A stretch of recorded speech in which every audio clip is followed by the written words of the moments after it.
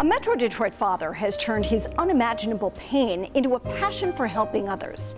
As Fox 2's Dina Satafati shows us, his goal is to save lives by keeping the conversation about mental illness alive.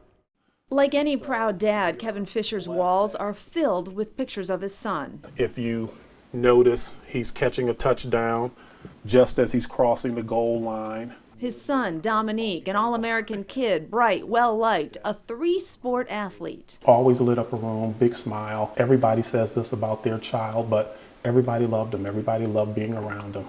But when Dominique went off to college, Kevin says he watched his son's bright light grow dim. Dominique's diagnosis came as a complete surprise to his mom and I.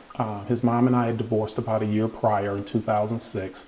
Dominique was away at John Carroll University his sophomore year and playing football, and from what we knew, doing very well. We saw no signs of mental illness with him. So the initial diagnosis was surprising, schizophrenia, and then an additional diagnosis of bipolar disorder. Kevin learned mental health issues tend to affect young people between the ages of 15 and 24. Schizophrenia and bipolar disorder often appearing in the late teens and early 20s, just as Dominique's did. At first, his treatment and medication were working. But like most schizophrenics in particular, there came a point where he convinced himself that the medication wasn't working, he didn't need it, and he took himself off his medication. And then on June 27, 2010, at just 23 years old, Dominique was lost to suicide. Losing Dominique, I always say, should have killed me. It was more than I could imagine. Through the unimaginable pain, Kevin found his passion. He runs a foundation in his son's name, hosting events like this one, raising funds and awareness. He's also the executive director for the Michigan chapter of the National Alliance on Mental Illness, NAMI. I can only say I wish I knew of NAMI before, because it really does provide the support and guidance that I was looking for when I was trying to help Dominique. There's a lot of support there. Kevin says this is his last job he will ever have, his last fight. His dream that everyone will embrace the issue of mental health care.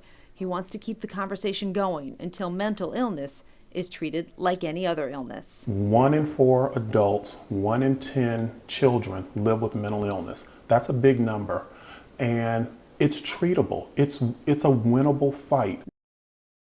If you or someone you love is in crisis, please call the Suicide Prevention Lifeline at 1-800-273-TALK. As Kevin says, it's a winnable fight. You can support the work of NAMI throughout the year. They have a big mental health conference in Livonia every May and a walk on Belle Isle in September. Now let's head over to Jay.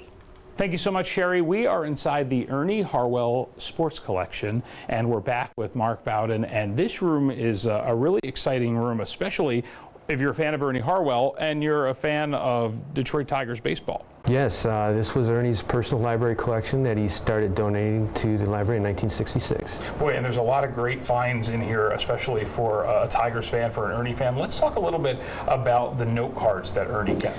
Yes, one of the things Ernie did to prepare for ball games was use his library, take notes on just about every baseball scenario, and what he would do is when he used a story in a game, he would date the card so he knew the last time that he used that story. There's also a great scorecard, and you have several scorecards, right? We have a number of scorecards. The one that's on display here is between the New York Yankees and Boston Red Sox from 1996, I believe. Cecil Field is actually listed on the lineup for the Yankees.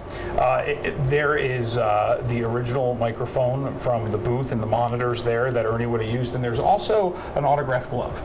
That's correct. One of that glove is signed by Ichiro Suzuki. Ichiro was one of Ernie's favorite ball players, and so he sent a glove and a book to him. So anyone can come in here and take a look, right, during normal library hours? For the room, typically they need to call us in advance so we have someone, make sure I have someone available to open up the room to them. But for researchers who want to look at photographs, books, or anything, come to the library anytime and we can pull that material for you. Mark, it's great stuff and a great tour today. Thank you so much. Thank you. We'll be right back.